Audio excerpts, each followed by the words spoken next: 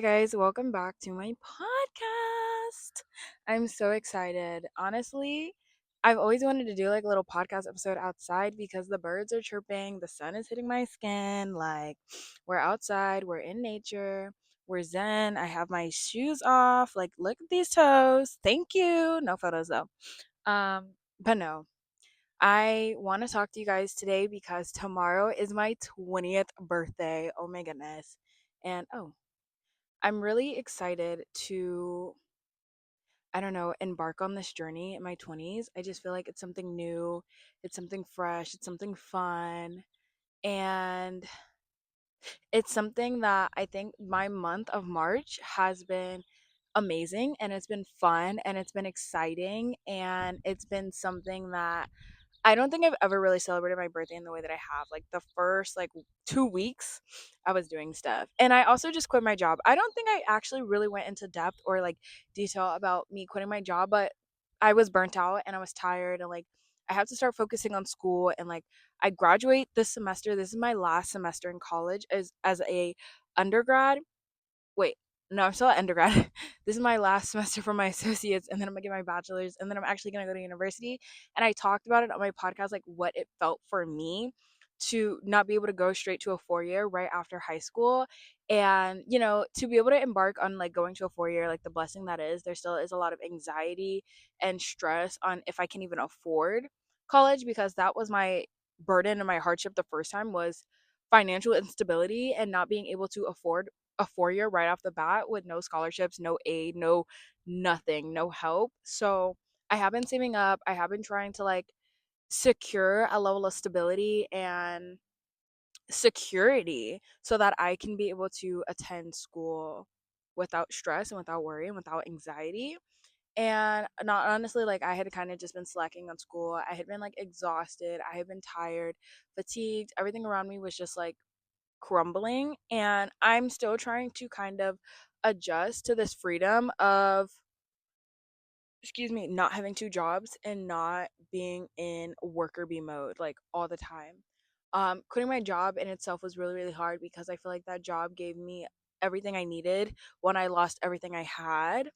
um, I when I first started my job, right when I started my job, maybe September, boom, me and my ex broke up, and I was like, okay, whatever.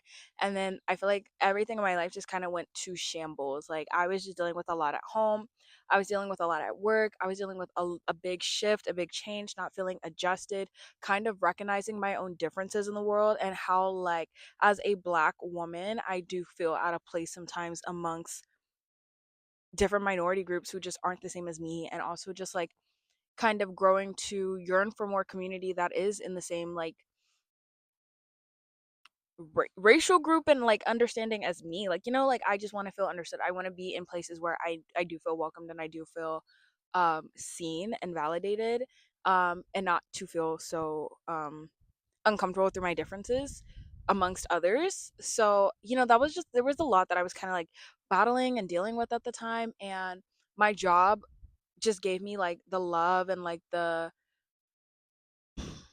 belonging that I really needed. And leaving that, it was just really, really hard. I love working with kids. I've always talked about this, my passion for working with children, how that has fundamented me into wanting to be a speech pathologist, how that has moved the goals that I want to create and the things that I want to curate in my lifestyle because of my passions and the things that I founded in my life so far.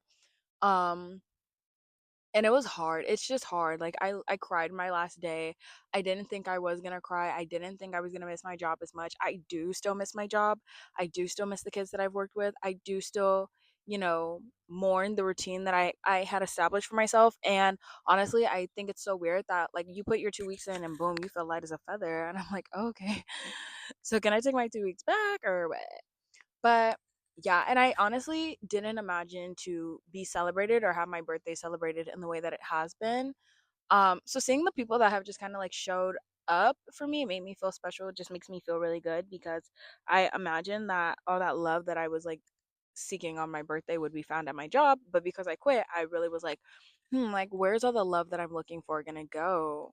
Um, and that's a funny thing. Sorry, my hair's all tangled up, but that's a funny thing because I talk about love a lot. I talk about not relationships, but I have talked about my like ex and my last relationship quite a bit. I've never really gone in depth or in detail about that, but I just think it's so important that we celebrate and choose ourselves in every way possible. I was driving home yesterday, and I think there's so much irony in my birthday because when it was maybe November, me and my ex were talking, and she was like, "What are you gonna do for your birthday?" And I was like, "Nothing. I'm not gonna celebrate." Like, and at the time, I didn't have any friends to hang out with anymore. Like, I've been so busy that pouring into myself and my relationships and like my teenage years myself like it just went out the window. I just literally been devoted and focusing on working, so that's all I would do. So in my mind too, I'm like, yeah, I'm not really gonna do anything for my birthday. We're probably just gonna go to dinner as a family per usual, and like if that, and I'm just not gonna do much. And we had like this whole like idea of like the things that we would do for my birthday, um and to just be in a completely different spot from what I had envisioned and imagined for myself. I am only so great, blessed, and grateful to be places where I'm celebrated and where I'm chosen and not where I have to beg for consideration and attention. And I know it's stupid because it's like, who begs for attention? But we are human beings and we do desire attention. We crave attention. We want relation. We want love. We want to belong. We want to be places where we feel validated and special and seen. And I think those are normal emotions, and we talk about them in such negative ways. Like, you're not supposed to feel these things. You're not supposed to want these things. And you're not supposed to yearn from these things. But you are. You are. And it's normal that you do. And there's nothing wrong with the fact that you do long for love, or you want to be in love, or you want to feel chosen, or you want friends who make you feel special, or you want to be in places where you feel welcome. Do you want to be somewhere where when you walk in the room people are excited? That's what we want as people. Obviously there's a lot of work that we have to do on ourselves to make ourselves more enjoyable, to where we are not the negative lighting in a bright room. But you do want to be in spaces where every part of you is accepted, the good and the bad. And I think the biggest place to start is accepting the good and the bad in yourself.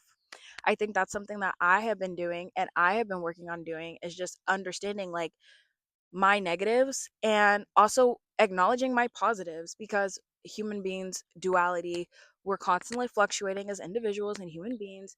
I don't believe in expecting yourself to be perfect and expecting everything about you to just be this righteous, amazing, wonderful human being.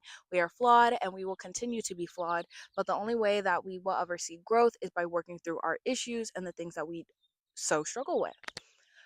Going in rooms and going in places and going in spaces and being around people who do not make you feel chosen, cared about, acknowledged, or even seen dims the light that you have inside of you. And the only advice that I can tell you is to abandon those people and go be alone for a while until you meet people, or people meet you where you are at and they give you everything that you need. My biggest mistake in life is thinking that I am supposed to chase after the things that I want. I've always been a fighter. I've always believed love is something you fight for. You fight for the people you care about. You fight for the relationships in your life. You show people they matter to you by fighting. But wouldn't it be so cool if people showed you that you mattered so much that you didn't have to put up a fight for them? You didn't have to put up a fight for the relationship. You didn't have to put up a fight for your friendship. You didn't have to put up a fight for anything. I think it's an unrealistic standard to expect that all the relationships in your life are just going to be perfect and you won't face hardship or obstacles. That's not what I'm saying, but you aren't going to have to be in a space where you constantly have to prove something about yourself. You constantly have to argue your worth and explain your meaning and tell people how valuable you are. Like, you shouldn't have to go in a room and be like, "Hey, I'm shining bright like a diamond." I want to walk in a room and I want you to see like how bright I shine. Like, bitch, I'm here. Like, that's what I want. I don't need to wear anything to show like, "Hey, like, see me, notice me." I want my character, like, you don't want to chase. You want to attract the good things. And I've always believed that, not that I have to, but subconsciously, like, I've been like, "Oh, I don't chase, I attract." But when I replay all the relationships in my life and friendships in my life and the things that I've wanted in my life, I see chasing. So it's like, girl, how do you say you chase and how do you say you attract and not chase, but you just did a 4 mile sprint right now? Like, wait, clock that T, because you're chasing after the things that are supposed to be chasing you. And I don't really carry the mentality like I'm the prize. I don't really carry that mindset. That's kind of like vain. And I already think I struggle with issues of being vain. So I try to keep it as humble and as cute as possible. But what I do try to be very mindful of is yes, you're worth my time, but like I'm worth my time too. So, yes, I care and I love this and I love you and I love the relationship, I love the friendship, but I love myself to not really like continue to beg because as I reflect and I really do like I do think about a lot of my past relationships and I do feel like an idiot sometimes because no matter how long ago they were, I think back about the shit that I did sophomore year and I'm like, wow, what an idiot. Like what an idiot you were. And I try so hard not to talk down upon myself, but it's like, I wish I just could so clearly, like, I wish I loved myself more then as I do now, but I wish I really did have that self love to avoid be the situations that I was in. I think a lot of my life has been lesson after lesson after lesson that I should have learned probably like 7 lessons ago, but I had just completed, like, I had continue to have this like naive reality on how life is supposed to work and how people are supposed to move for me and not realize that hey, I move the mountains for myself. I don't need you to move mountains. I move the mountains. You can follow behind, you can be a part of the journey, but the person doing the work is me. I can't expect other people to do the work for me. I can't expect people to love me for me. I can't expect people to pour into me for me. Like I need to start doing something about this for me and I need to start pouring more into myself because it's necessary. Literally, no other reason. It's necessary. It's vital because your relationships and your friendships and everything in your life will crumble and shatter. And you need to realize, like, hey, you're the one picking up the pieces. But when you rely on other people to pick up the pieces for you, it's like, what have you accomplished in yourself? We look so much at other people as for what we want them to do for us, how we want them to cater to us, how we want them to pour it into us. And we don't really look within. We don't really look at ourselves. We're not really sufficient. We're more on the codependent side. And when we're independent, it's more of a hyper independence to where it's more alienating and isolating and it's not enduring and empowering. It's just crippling. And that's not what we want for ourselves. We want to have reciprocal relationships with ourselves where it's like I'm pouring into me and I'm also enjoying the fruits of what I'm doing. Even in my most painful states, emotionally, mentally, physically, I've still been able to recognize the processes that I've gone through and the hardships and the challenges that I've faced and still be like, man, I'm still glad that I went through it, even though it was hard and it sucks. I still can be like, wow, my healing phases were so hard, but I'm so happy to be where I'm at now because I couldn't imagine still being the person that I was. I feel like there would have absolutely been no growth, no change. Recently, and I find it so funny because to talk about choosing yourself, like, I'm not gonna lie, I've been on a space of, which I've talked about on my podcast, like, I've realized the things that I like and I don't like, and the person that I wanna be, and the relationships that I wanna be in, and like that I'm gay, and like all of these fun things, or at least I think, but all of these fun things, and it's like, sorry, I'm like at the park and I'm seeing kids and it like made me lose my train of thought. But it's like I've wanted love. I've yearned for love. I've sought out love. And I thought because if I, not that I give up, I don't think it's giving up, but if I just like wait, then it'll come. So this is everybody's thought process, right? If I just wait for the love, like it'll come to me. And if I just like don't do anything, the love will find me and I don't chase, I attract and love will find me when I'm not looking for it. Like, oh, okay. Okay, Queen. Like that advice, right?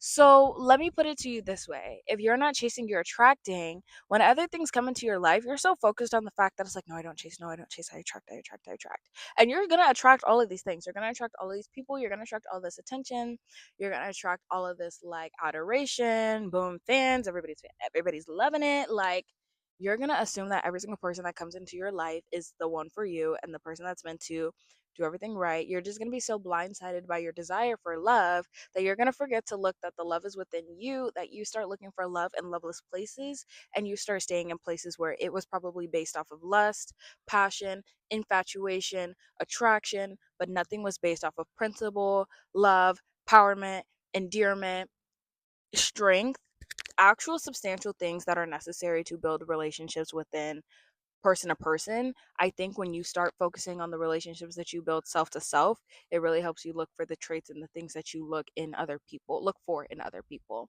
When I used to talk about, and I know this isn't a podcast episode about dating, but I also am trying to build myself out of the mindset that I need to explain everything that I'm already explaining. I'm such an over explainer and I need to stop over explaining. Like, the direction in which I'm talking is the direction in which I'm talking. I don't need to explain where my thought process is. Like the button girl, it only actually needs to make sense to me. And that's how I feel. It only needs to make sense to me. And if it resonates with you, then baby, it resonates with you.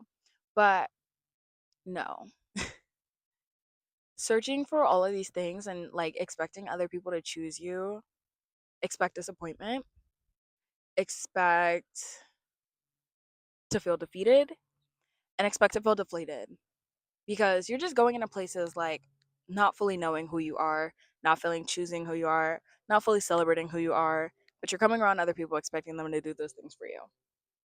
Be disappointed when they don't fully live up to the standards and the expectations that you had set in your own head because these are standards and expectations you don't even meet for your these are requirements that you don't meet for yourself.